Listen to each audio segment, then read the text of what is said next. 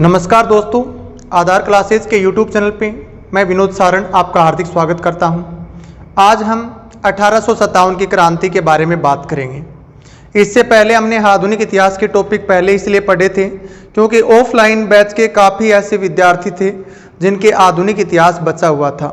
1857 की क्रांति तक का उन्होंने पढ़ लिया था, इसलिए उनके सिलेबस के अकॉर्डिंग पहले वो पार्ट कर रहे हैं। अब हम 1857 की क्रांति के बाद में आगे जो टॉपिक पढ़ेंगे वो स्टार्टिंग इतिहास के प्रारंभिक टॉपिक से शुरू करेंगे। अब देखिए 1857 की क्रांति को लेकर के या 1857 का जो विद्रोह है इसको लेकर के क्या क्या क्वेश्चन पेपर की दृष्टि से आपके लिए इम्पोर्टेंट है। ये जो टॉपिक है 1857 का विद्रोह, ये सभी भर्तियों में इम्पोर्टेंट है। ये वर्तमान में रीट भर्ती परीक्षा के सिलेबस में भी है, दिल्ली पुलिस और राजस्थान पुलिस और पटवार सिलेबस में भी है। तो इसके बारे में देखते हैं 1857 का जो विद्रोह हुआ है इसको लेकर के क्या क्या मेन क्वेश्चन बनते हैं, इसके कारण क्या हैं, विद्रोह कहाँ कहाँ हुआ, किसने दबाया, कब विद्रोह हुआ और जहाँ पे जिस केंद्र पे विद्रोह हुआ वहाँ पे क्रांति का नेतृत्व किसने किया। विद्रोह होने के बाद में 1857 की क्रांति पे का जो बाद में प्रभाव आया, परिणाम भारतीयों पे क्या पड़ा, ये सारे क्वेश्चन हम यहाँ पे वन बाय वन चर्चा करने वाले हैं। तो सबसे पहली बात, जो इम्पोर्टेंट फैक्ट जो हैं जहाँ से डायरेक्टली क्वेश्चन आते हैं उनके बारे में हम सबसे पहले बात करते हैं। इम्पोर्टेंट फैक्ट जैसे पूछा जाता है कि 1857 के विद्रोह या 1857 की क्रांति के समय ब्रिटेन की महारानी कौन थी। आपको ध्यान रखना है, ब्रिटेन की महारानी, उस समय ब्रिटेन की महारानी जो है वो विक्टोरिया है। महारानी विक्टोरिया कौन है? महारानी विक्टोरिया है। जब भारत में ईस्ट इंडिया कंपनी आई थी उस समय ब्रिटेन की महारानी जो थी वो एलिजाबेथ थी और 1857 के विद्रोह के समय ब्रिटेन की महारानी कौन है? महारानी विक्टोरिया है। नेक्स्ट क्वेश्चन आता है कि 1857 की क्रांति के समय ब्रिटेन का प्रधानमंत्री कौन है। प्रधानमंत्री का नाम पूछा जाता है तो आपको बताना है पामस्टन। इस समय ब्रिटेन के प्रधानमंत्री कौन है? पामस्टन। जब 1857 का विद्रोह होता है भारत में उस समय ब्रिटेन के प्रधानमंत्री पामस्टन है। नेक्स्ट बात है, उस समय भारत के वाइस गवर्नर जनरल, भारत के गवर्नर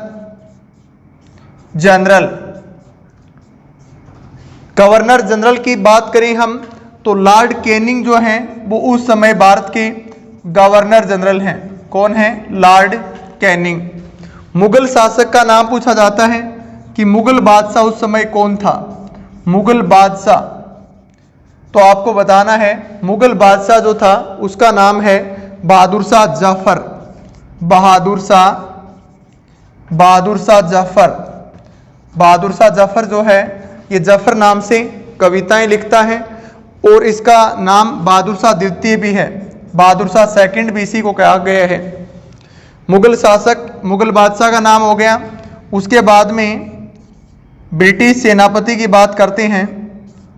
ब्रिटिश सेनापति, तो ब्रिटिश सेनापति में आपको दो लोगों के नाम ध्यान में रखने हैं। एक का नाम है एनीसन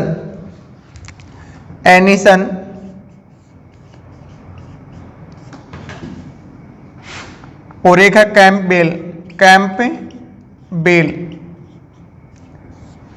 एनीसन जब 1857 का विद्रोह प्रारंभ नहीं हुआ है उस समय ये सेनापति हैं। विद्रोह प्रारंभ से पहले, आजकल ये बात पहले पूछ ली जाती है कई बार कि 1857 का जो विद्रोह प्रारंभ नहीं हुआ था उससे पहले ब्रिटिश सेनापति का नाम बताइए। एनीसन ब्रिटिश सेनापति हैं और 1857 के विद्रोह के समय 1857 के विद्रोह के समय आपसी सेनापति का नाम पूछा जाता है तो वो कौन है? कैंपबेल है। तो ये 1857 की क्रांति के समय ब्रिटेन की महारानी विक्टोरिया है, प्रधानमंत्री पामस्टन है, भारत के गवर्नर जनरल लॉर्ड कैनिंग है और क्रांति से पहले जो गवर्नर जनरल रह चुके हैं यहाँ पे उनका नाम है लॉर्ड डलहौजी। लॉर्ड डलहौजी पहले रह चुके हैं, लॉर्ड डलहौजी।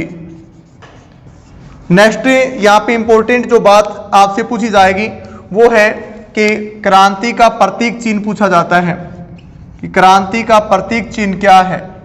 तो प्रतीक चिन्ह आपको बताना है रोटी चपाती, ध्यान में रखना है, रोटी या चपाती व कमल। रोटी चपाती या कमल क्रांति का प्रतीक चिन्ह है। रोटी या चपाती ग्रामीण क्षेत्र में इसका प्रतीक चिन्ह माना गया है और कमल जो है ये शहरी क्षेत्र में इसका प्रतीक चिन्ह माना गया है। इसके बाद में पूछा जाता है कि क्रांति का प्रारूप किसने तैयार किया था। तो क्रांति का प्रारूप जो तैयार किया था वो है अजी मुल्ला खां व रानोजी बापू। क्रांति का प्रारूप किसने तैयार किया? अजी मुल्ला खां। अजी मुल्ला खां कौन है? नाना साहब जो हैं उसके सलाहकार हैं, नाना साहब के सलाहकार हैं, ये नाना साहब के सलाहकार हैं। कौन है? अजी मुल्ला खां, नाना साहब के सलाहकार हैं। रानोजी बापू कौन है? रानोजी बापू जो हैं ये सतारा के महाराजा के सलाहकार हैं, सतारा के महाराजा के सलाहकार, सतारा के महाराजा के सलाहकार हैं। कौन? रानोजी बापू। अब नेक्स्ट बात आती है कि क्रांति का जो प्रारूप तैयार किया गया था वो स्थान क्या है।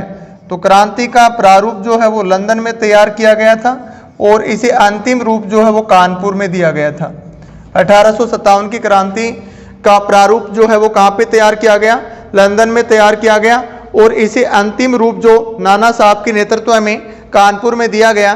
तो 1857 की क्रांति जो इंपॉर्टेंट फैक्ट पेपर की दृष्टि से सबसे पहले आपको ध्यान में रखने हैं, उस समय ब्रिटेन की महारानी जो है विक्टोरिया है, प्रधानमंत्री पामस्टन है ब्रिटेन के, भारत के गवर्नर जनरल जो हैं वो लॉर्ड कैनिंग हैं और इसी तरीके से भारत में ब्रिटिश सेनापति की बात करें उस समय तो कैंपबेल हैं, उससे पहले एनिसन है। लॉर्ड कैनिंग से पहले गवर्नर जनरल कौन रह चुके हैं? तो लॉर्ड डलहौजी रह चुके हैं। तो ये ध्यान में रखना है कि प्रारूप जो है वो अजी मुल्ला खां और रानोजी बापू के द्वारा तैयार किया गया। अजी मुल्ला खां जो है नाना साहब के सलाहकार हैं, ये लंदन जाते हैं, नाना साहब की पेंशन जो है वो बंद कर दी गई है। क्रांति के समय की सिचुएशन की हमने बात की। क्रांति जो थी वो प्रारंभ होने की जो तिथि रखी गई थी, क्रांति को प्रारंभ करने की तिथि वो रखी गई थी 31 मई 1857। लेकिन क्रांति जो है वो समय से पहले प्रारंभ हो जाती है। क्रांति प्रारंभ कब हो जाती है? क्रांति प्रारंभ 10 मई 1857 को ही प्रारंभ हो जाती है। समय से पहले ही क्रांति प्रारंभ होने के कारण 1857 का जो विद्रोह है वो असफल रहा है। अब इसके कारणों के बारे में हम जानते हैं कि इसके मेन कारण क्या हैं। तो कारणों में हम पढ़ेंगे इसके राजनीतिक कारण हैं, राजनीतिक कारण, धार्मिक कारण है 1857 की क्रांति का, धार्मिक कारण, आर्थिक कारण है, आर्थिक कारण, धार्मिक कारण के साथ सामाजिक कारण भी है। एक मेन कारण जो है वो है सैनिक कारण, सैनिक कारण, और उसके बाद में आता है तात्कालिक कारण। तात्कालिक वो कारण जिसकी वजह से क्रांति जो है वो एक बारूद के रूप में, विस्फोट के रूप में प्रारंभ हो गई है, वो तात्कालिक कारण माना गया है। तो यहाँ पे सबसे पहले हम राजनीतिक कारण की बात करते हैं। राजनीतिक कारण में आपको ध्यान में रखना है कि एक तो भारत के गवर्नर जनरल रह चुके हैं, गवर्नर जनरल,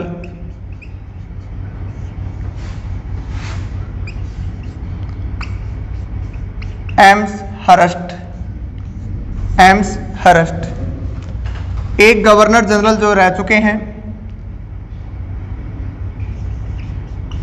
ओकलैंड,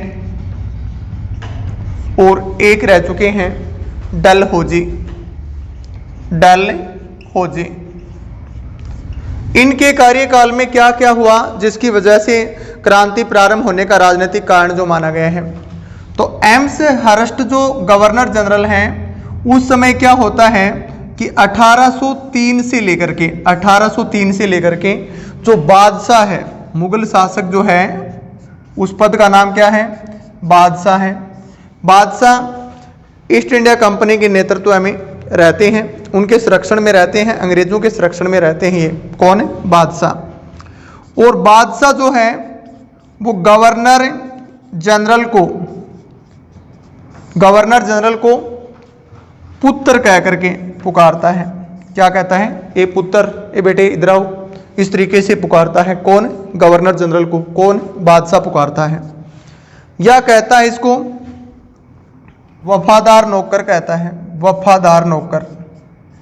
क्या कहता है? वफादार नौकर कहता है।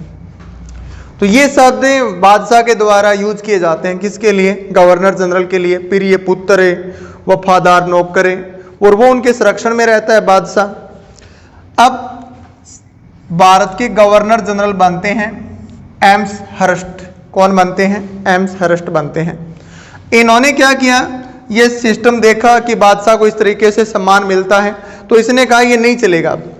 ये सम्मान जो है बादशाह का, इस तरीके से आदर जो है वो नहीं चलेगा, इसकी इक्वलिटी होनी चाहिए, इसमें इसका आदर जो है, इसको अलग से सम्मान जो दे रखा है वो बंद करना चाहिए। तो यहाँ पे एक प्रक्रिया होती है नजर देना। नजर देना, कुछ राशि दी जाती है जिसे नजर देना कहा गया है। और नजर देते थे, दी जाती, जो उपहार दिया जाता था, जिस समय बादशाह के सामने जो पदाधिकारी होते थे, ब्रिटिश पदाधिकारी, वो खड़े हुआ करते थे। तो एम्स हर्स्ट ने कहा कि आगे से नजर देते समय कोई पदाधिकारी इन बादशाह के लिए खड़ा नहीं होगा। तो उसने सम्मान देना एक तरह से बंद कर दिया। किसने कर दिया सम्मान देना बंद? एम्स हर्स्ट ने कर दिया। अब आगे गवर्नर जनरल आया जिसका नाम है ऑकलैंड। ऑकलैंड जब आया तो इसने क्या किया? ये नजर देना की जो प्रक्रिया थी, नजर देना की जो रिवाज चल रही थी, एक तरह से वो बंद ही कर दी कि ये बंद किया जाए। एक इसने खिल्लत देना बंद करवा दिया। खिल्लत चमकीले कपड़े होते थे जो बादशाह पहनता था, उस पे उसका नाम होता था, अंकित होता था। वो कपड़े देने की प्रक्रिया भी उसने क्या करवा दी? ऑकलैंड ने बंद करवा दी। एक बादशाह दरबार लगाया करता था। क्या लगाया करता था? दरबार लगाया करता था शुक्रवार को। कब में? शुक्रवार को दरबार लगाया करता था बादशाह। उस पर भी रोक लगा दी। किसने? ऑकलैंड ने। ऑकलैंड ने वहां पे रोक लगा दी। तो एक तरह से बादशाह के जो अधिकार मिले हुए थे उनमें लगातार कटौती की जा रही है। यह क्रांति का क्या माना गया है? राजनीतिक कारण माना गया है। धीरे धीरे उनके माइंड में रोष पैदा हो गया। लगातार विकराल रूप जो है वो धारण होता गया अंग्रेजों के विरुद्ध में, ब्रिटिश सरकार के विरुद्ध में। अब डलहौजी जब भारत का गवर्नर जनरल बनता है 1848 में, तो इसके बाद में इसने एक तो गोद निषेध प्रथा चलाई। क्या चलाई है? गोद निषेध प्रथा, या जिसे राज्य हड़प नीति कहते हैं। राज्य हड़प नीति इसने चलाई है। किसने? लॉर्ड डलहौजी ने।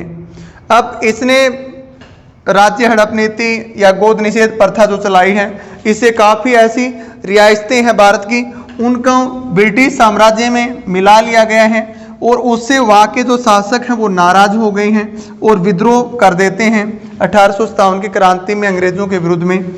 तो यहाँ पे डलहौजी ने क्या किया कि एक रियासत है जिसका नाम है अवध, और अवध को 1856 में, कब? 1856 में वहां के शासक हैं वजी अली शाह है।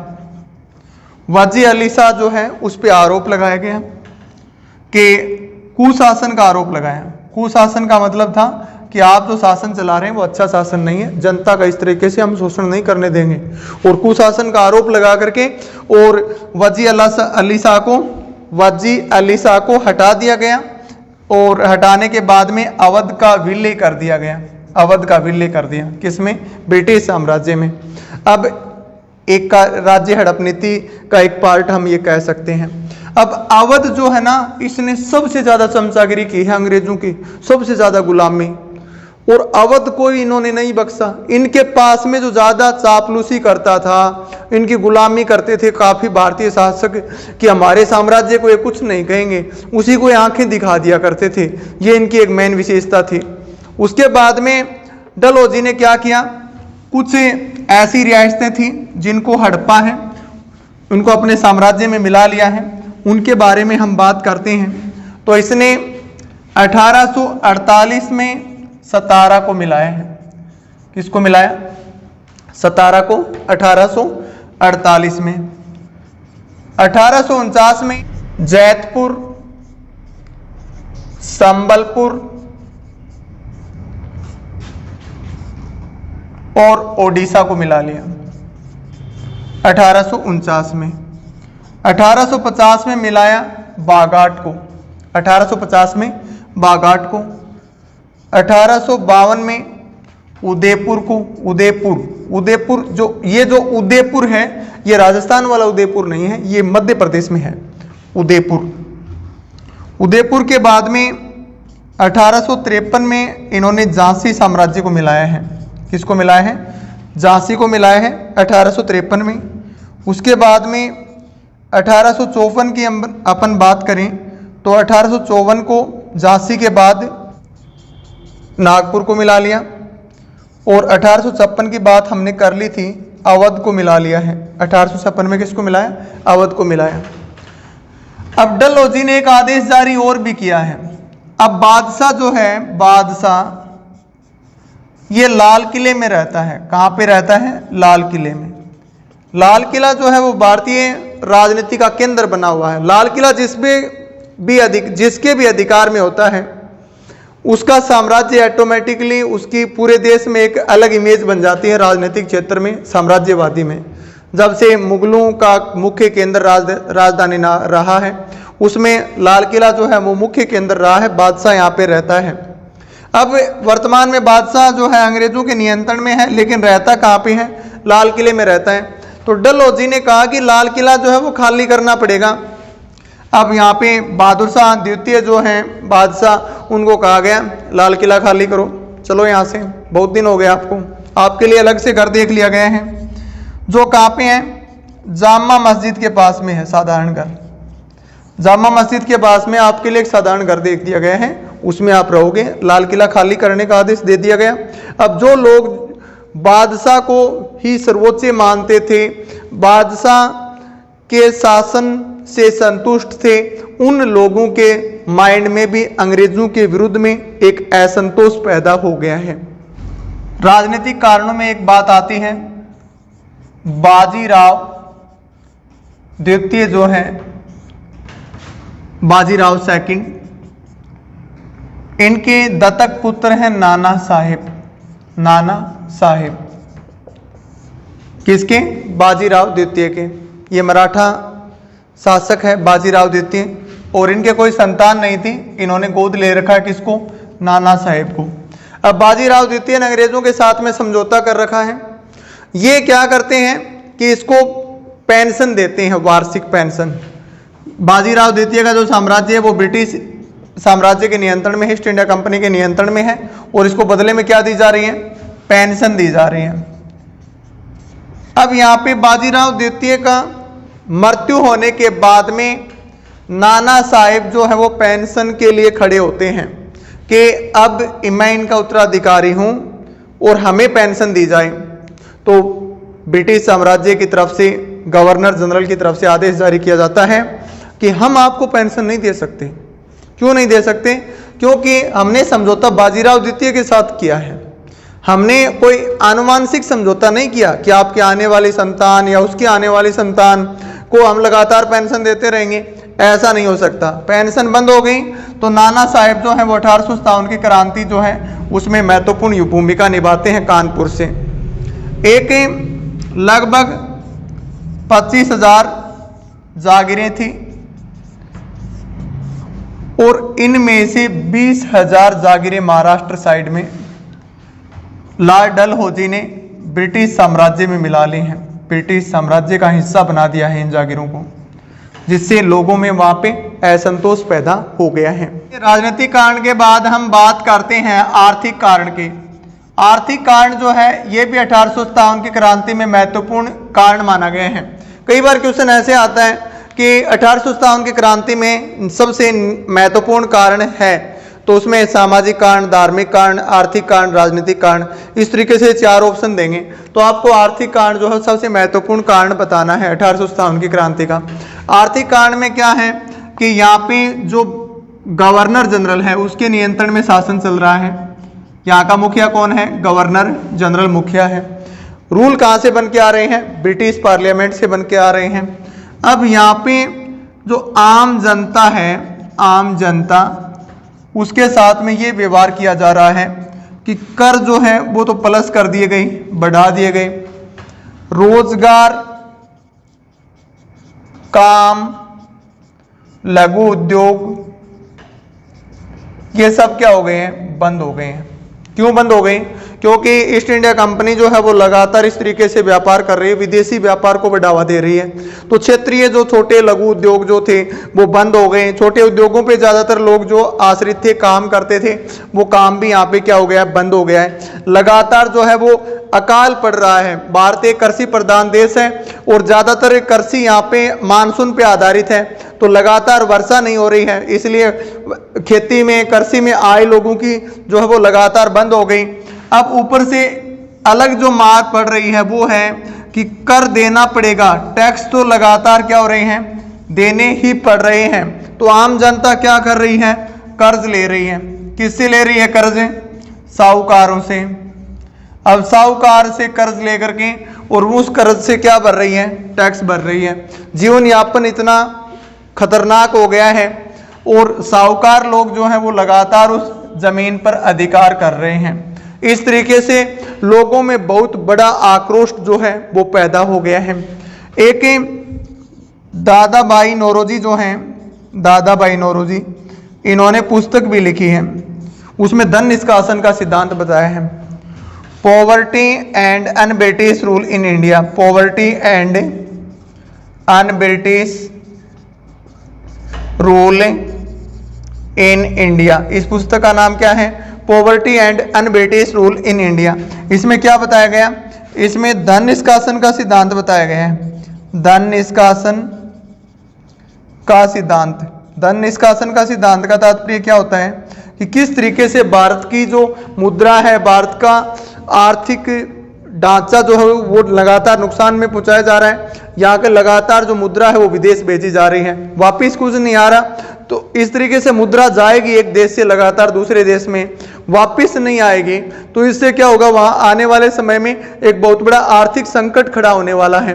तो लोगों के लिए बहुत खतरनाक था ये। धन निष्कासन के सिद्धांत में इस प्रक्रिया को समझाया गया।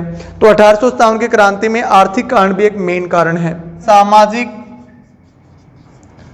व धार्मिक कारण, सामाजिक व धार्मिक कारण। डलहौजी जो है, डलहौजी, वो लगातार भारतीयों की बनी हुई परंपरा, जो धार्मिक आस्तिक परंपरा है, उसको तोड़ रहा है। ऐसे ऐसे कानून बना रहा है जिससे भारतीयों की धार्मिक भावनाएं जो हैं वो आहत हो रही हैं। धार्मिक भावनाएं क्या हो रही हैं? आहत हो रही हैं। और धर्म के प्रति जब कोई छेड़छाड़ होती है तो लोगों में ज़्यादा उग्रता पैदा होती है, उन्हें ज़्यादा उसके विरुद्ध में नाराजगी पैदा होती है। तो ऐसा ही हो रहा है। कुछ ऐसी कन्यावध जो हैं, काफ़ी ऐसी सामाजिक कुरीतियां हैं भारत में जो रुकनी चाहिए, वो रोकने के लिए कानून भारत में लगातार बनाए जा रहे हैं। वो भी बात अंग्रेजों के विरुद्ध पड़ रही है, विपरीत पड़ रही है। उससे समाज के काफ़ी लोग जो उनमें आक्रोश पैदा हो रहा है, उस कारण से उनमें जो क्रांति की भावना है वो धार्मिक एंगल से पैदा हो रही है। एक दूसरा धार्मिक कारण में आपको ध्यान रखना है,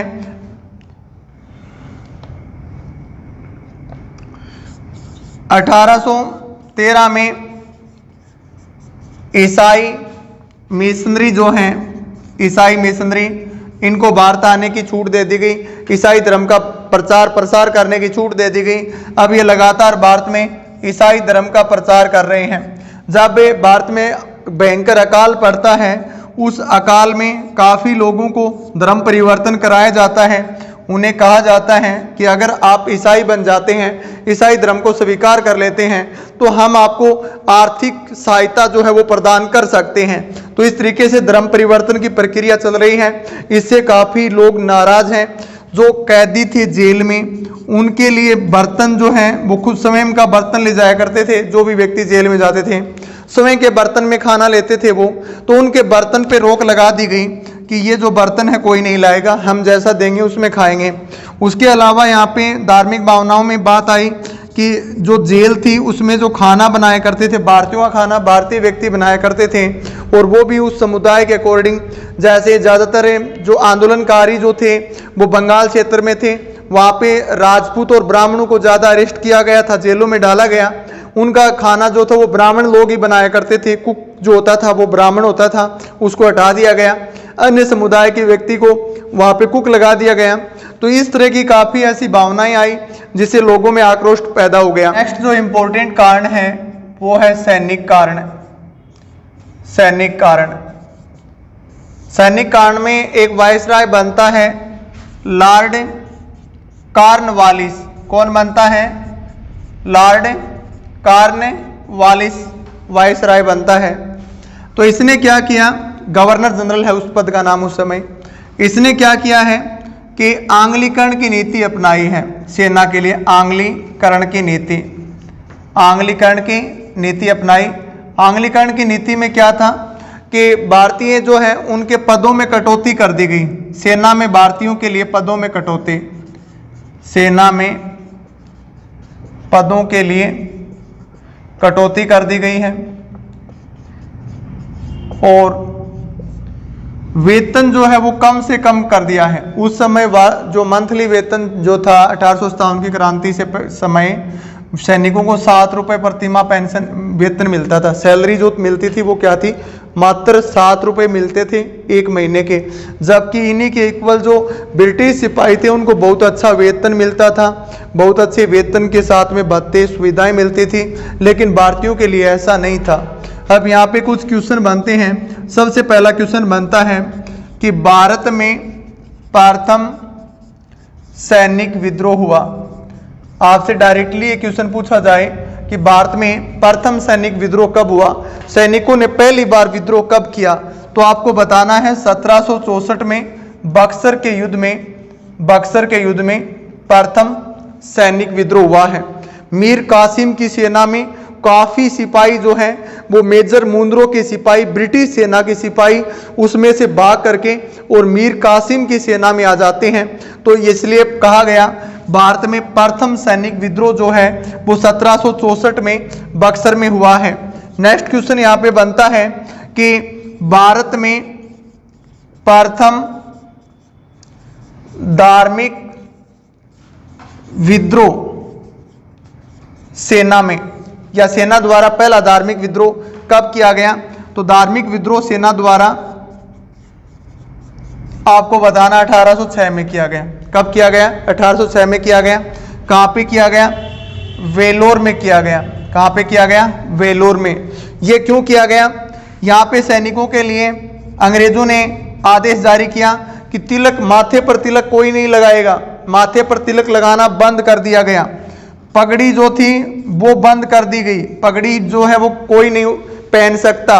उनके लिए अलग से एक तुर्रा बनवाया गया, तुर्रा कलंगी, और वो भी ऐसा कहा गया कि चमड़े का, सुअर और गाय के चमड़े का तुर्रा कलंगी बनाया गया, जो एक तकमे के रूप में लगाया जाता था, वो दिया गया। इससे सैनिकों में काफ़ी आक्रोश पैदा हो गया। उसके बाद में 1824 में सेना ने विद्रोह किया। 1824 में सेना द्वारा विद्रोह किया गया। उसका कारण ये था कि कहा गया भारतीय जो सेना में सिपाही हैं, भारतीय सिपाही, इनको जहाँ भी ड्यूटी दी जाएगी वहाँ पे इनको जाना पड़ेगा। अब भारत में क्या थे, जो हिंदू संप्रदाय के जो लोग थे वो समुद्र पार जाना उस समय अधर्म का कार्य मानते थे, अधर्म का कार्य। वो भारतीय सैनिकों की डिमांड थी कि हम समुद्र पार नहीं जाएंगे, विशेष तौर से वे सैनिक जो हिंदू संप्रदाय से, हिंदू धर्म से संबंध रखते थे। अब इन्होंने क्या किया, 1824 में एक रूल बनाया कि हम भारतीय सैनिकों को किसी भी देश में कहीं भी समुद्र पार भेज सकते हैं। इससे लोगों में क्या हो गया, आक्रोश पैदा हो गया। एक 1854 में डाक अधिनियम बनाया गया। इस डाक अधिनियम के तहत यह कहा गया कि आगे से कोई भी भारतीय सेना का सिपाही जो भारतीय हैं, ब्रिटिश सेना में हैं, वो डाक के माध्यम से कोई सूचना भेजेंगे, आदान प्रदान यूज करेंगे डाक का, तो उनके लिए चार्ज लगेगा उनको उसके बदले में चार्ज देना पड़ेगा। ब्रिटिश सेना के लिए यह सुविधा क्या थी, निःशुल्क थी। पहले भारतीयों के लिए भी क्या थी, निःशुल्क थी। तार भेजना किसी भी माध्यम से, जो डाक की, दूरसंचार के जो तरीके उस समय चलते थे, उनके माध्यम से कोई व्यक्ति सूचनाओं का आदान प्रदान करता था तो वो निःशुल्क था। लेकिन 1854 में डलहौजी ने क्या कर दिया, इस पे जो एक निर्धारित मूल्य निर्धारित कर दिया कि अब सैनिकों को, भारतीय सैनिकों को देना पड़ेगा। अब बात करते हैं तात्कालिक कारण की। तात्कालिक कारण क्या है? तात्कालिक कारण जो है ये हमें ध्यान में रखना है कि तारीख इसकी है 29 मार्च 1857। मामला है बैरकपुर छावनी का। कहाँ पे? बैरकपुर छावनी। बैरकपुर छावनी का संबंध किस राज्य से है? बंगाल से है। यहाँ के प्रसिद्ध सिपाही जो हैं, जिनका नाम है मंगल पांडे। क्या नाम है? मंगल पांडे। मंगल पांडे कहाँ के हैं? बलिया गाजीपुर उत्तर प्रदेश के हैं। बलिया गाजीपुर उत्तर प्रदेश के हैं। और यहाँ पे सेना के सिपाहियों को एक हथियार दिया गया है। हथियार, यहाँ पे एक हथियार चलता था ब्राउन बेस। क्या चलता था? ब्राउन बेस हथियार चलता था पहले। और इनके राइफल थी ये ब्राउन बेस, और इनके स्थान पे राइफल दी गई न्यू एनफील्ड। कौन सी राइफल दी गई? न्यू एनफील्ड राइफल दी गई। अब न्यू एनफील्ड राइफल में जो कारतूस डलता था उसको मुंह से छीलना पड़ता था। अब उस पे ऐसा कहा गया कि उस कारतूस के ऊपर सुअर और गाय की चर्बी लगी हुई थी, तो इसलिए मंगल पांडे जो है ये अपने सैनिकों के साथ में, यहाँ पे जो सेना है उसका नाम है 34वीं नेटिव इन्फेंट्री। 34वीं नेटिव इन्फेंट्री के सिपाही हैं। कौन? मंगल पांडे। और सैनिकों के साथ में यहाँ विद्रोह कर देते हैं। और यहाँ के दो मुख्य पदाधिकारी, एक का नाम है बाग और एक का नाम है ह्यूसन, इनकी गोली मारकर हत्या कर देते हैं। लेफ्टिनेंट बाग और ह्यूसन की हत्या कर देते हैं मंगल पांडे। यहाँ पे जो न्यू एनफील्ड राइफल में जो कारतूस का प्रयोग किया जाता था उसका प्रयोग करने से मना कर देते हैं। और यहाँ से ये क्रांति का तात्कालिक कारण माना गया है। तो तुरंत प्रभाव से यहाँ पे मंगल पांडे को अरेस्ट कर लिया गया और इन्हें 8 अप्रैल 1857 को फांसी दे दी गई। कब दे दी गई? 8 अप्रैल 1857 को। ऐसा पूछे कि 1857 की क्रांति का प्रथम शहीद सैनिक कौन है, तो ये प्रथम शहीद सैनिक हैं मंगल पांडे। मंगल पांडे जो है वो बलिया गाजीपुर उत्तर प्रदेश के हैं। बलिया गाजीपुर उत्तर प्रदेश के किस सेना के सिपाही हैं? 34वीं नेटिव इन्फेंट्री के। छावनी कहाँ पे है? बैरकपुर छावनी में है। मामला क्या है? ब्राउन बेस राइफल के स्थान पे कौन सी राइफल दी है? न्यू एनफील्ड राइफल इनको दी है। और उसमें जो कारतूस जो था उस पे कहा गया कि गाय और सुअर की चर्बी लगी हुई है, इसलिए सेना के सिपाहियों ने मंगल पांडे के नेतृत्व में यहाँ पे विरोध किया और 2 अधिकारियों की हत्या कर दी, लेफ्टिनेंट बाग और ह्यूसन की। और ये घटना कब की है? 29 मार्च 1857 की। इसके अलावा इसके आगे का जो पार्ट है वो हम अगली क्लास में लेंगे। तो यहाँ तक की बातें आपको ध्यान रखनी है। 1857 की क्रांति के समय ब्रिटेन की महारानी विक्टोरिया, ब्रिटेन के प्रधानमंत्री पामस्टन, भारत में गवर्नर जनरल लॉर्ड कैनिंग और भारत में ब्रिटिश सेनापति कौन है उस समय? तो ब्रिटिश सेनापति हैं कैंपबेल। कौन है? कैंपबेल। तो यहाँ तक की फैक्ट आपको पढ़ने हैं। धन्यवाद।